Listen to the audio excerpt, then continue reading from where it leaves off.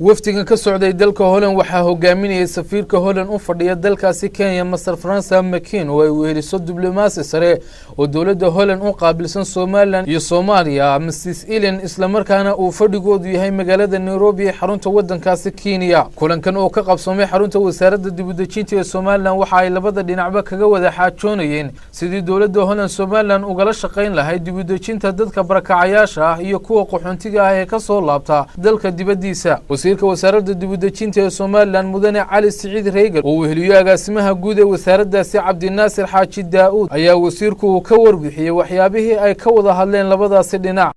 maanta kulankan halkan waxaan loo yimi wafdi ka socda dalka Netherland oo hogaaminayo ambassadorka u fadhiya dalka Netherland dalka Kenya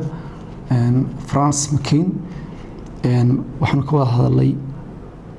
arrimo ku saabsan dadka barakacayaasha ah ee Soomaaliland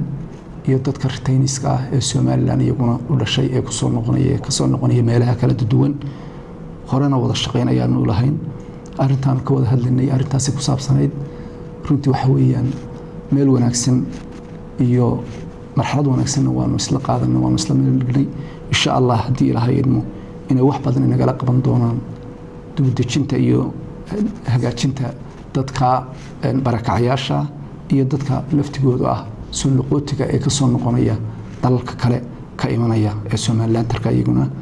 intaas ayuu kulanku ku saabsan Cali Siciid Reegal wasiirka wasaaradda dibadejinta ee Soomaaliland waxa uu wafdiga uga xog waramay abaartii dalka ku dhufatay iyo sida ay xilligan muhiim u tahay in dawladda Holland Soomaaliland kala shaqeyso dibadejinta dadka barakacayaasha Cali Siciid Reegal waxa uu sidoo kalena sheegay in mas'uuliyiintan uu hore uga dhaxeeyay xiriir fiican oo wada shaqeyneed wajamacadan iyo Rafiiq Rashiid Bulo TV-ga qaranka Soomaaliland Hargeysa